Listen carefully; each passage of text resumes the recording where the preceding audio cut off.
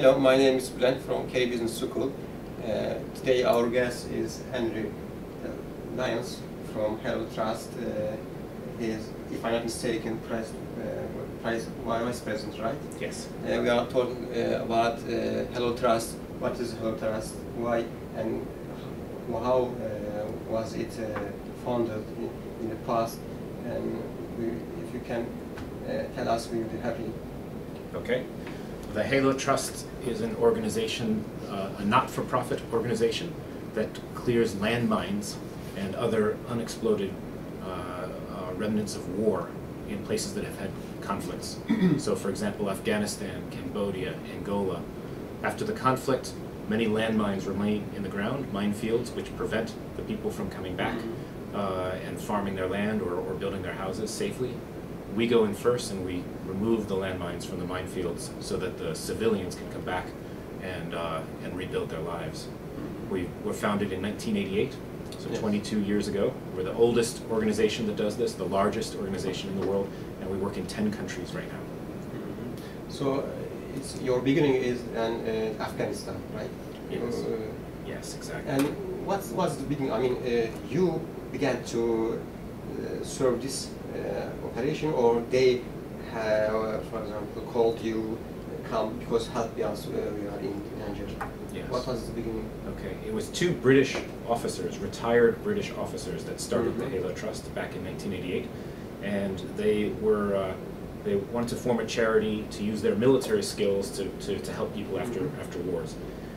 They looked at Afghanistan, where there was a war ending and the Soviets were declaring that they were going to leave the country. And so they decided to go there to see what they could do to help. The first thing they did was they opened up a clinic to help people with injuries, war wounds.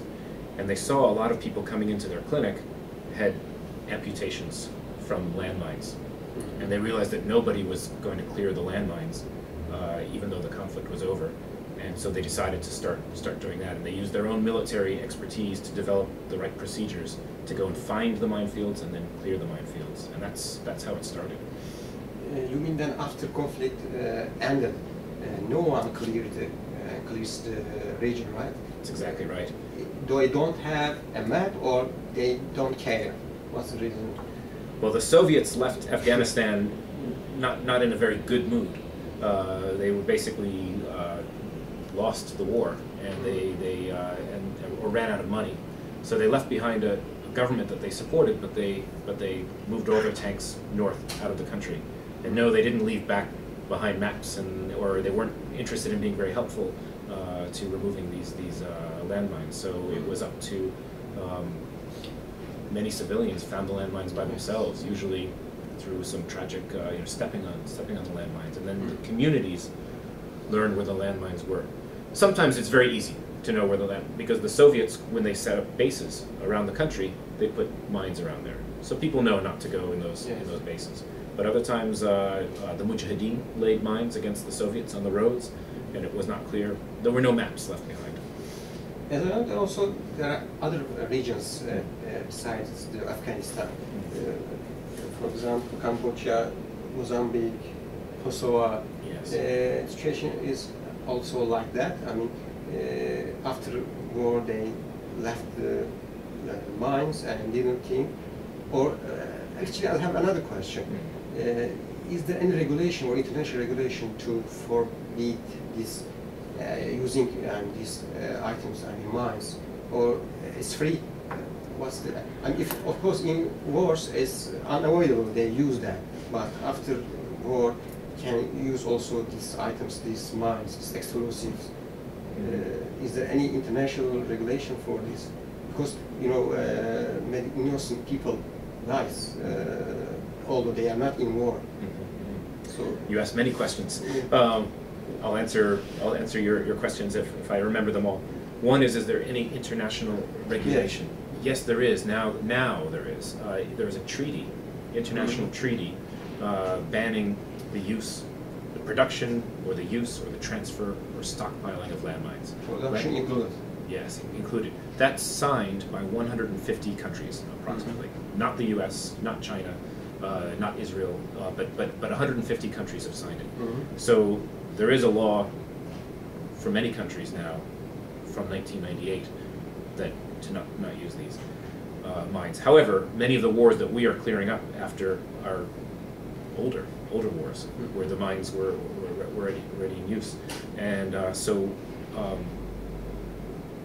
to the question of leaving behind maps, sometimes they do and sometimes they don't. In Kosovo, yes, there was a peace treaty between NATO and the Yugoslav government, and part of that peace treaty was the Yugoslav government gave their maps of their minefields over to NATO.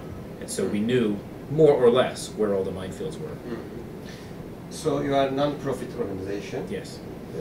But you also have some costs. Yes. For your operations or for staffs. How do you finance them? Is it enough?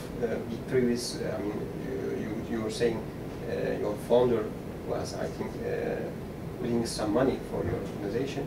Is it enough, or you also have other incomes from other sides? Yeah, no money brought by our founder. It was before my time. Maybe there was, but mainly our funding right now comes from governments. So we have 95% of our funding comes from governments. The U.S. government is our biggest funder. British government, European Commission, Japan, Sweden, Finland, Czech Republic, many governments give funding for us, and this is great. And they give the funding year after year. It's not enough to do everything that we want to do, and in particular, there are some countries that are more difficult to find funding for than others. Afghanistan is our biggest program, and we get a lot of funding for it because it's a priority, a foreign policy priority for many governments. Angola is not so important for many governments to fund, and we're struggling. And so for that, we try to go to private foundations, corporations, and individuals, and we do fundraising. So do you want any charge, I mean, do you want any money from your service? If you go from Afghanistan or other country, you charge anything, or these are just voluntary? These are, well, it's not, we have 8,000 staff, and these are local staff. Large. Yes. It's so like a small army. Exactly, yes, like 2 brigades. So we have 3,800 Afghans in Afghanistan and 4 foreigners. In Cambodia, we have 1,200 Cambodians and 6 foreigners. And in all of these countries, we pay our staff. So we pay salaries for our Afghan deminers and our foreign managers as well. And all of these come from our grants. But we do not charge the people. We receive funding from charitable funding from governments. We go in and we find where is the greatest humanitarian need, and then we clear there. We don't ask people they want their house cleared to pay us. No, we just go in and we clear according to the priority. And our funding comes from somewhere else, usually governments. And I think you have manual deminers, yes. I mean, using people and also machines. It must be dangerous for people who live working in this company in many countries. So why do they work in this organization? I mean, is there any important reason? Because you live in different countries. Not just in your country, and maybe it takes more time. So do you have, for example, enough financial support, or they have another motives? I think everyone has their own motives. I can speak for myself. When I first trained to be a deminer, of course I knew it was dangerous work, but I also knew that we had very good procedures, and I'm confident with the procedures, and we have very few accidents. Of course, everybody needs to work for money, and I think many of our staff, especially in a country that's just gone through a war, like Afghanistan or Cambodia or Angola, and is still rebuilding, it's good to have a job, and I think many people do it for the money. Many people don't join because they're afraid of the danger, and many people do join, I think, because they have some sense of wanting to help their own country. But most people, of course, get a job primarily because it's a way that they can feed their families. And the salaries we pay are not high, but they're not low either. We try to pay a salary that is satisfaction comparable to an army officer or a policeman or a driver, one of the other jobs that are available in the economy. But when we start to have when the economy starts to recover, which Mhm.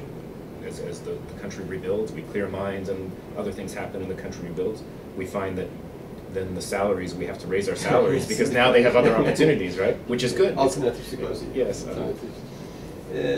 Also, it must take time to clear this area, this lands.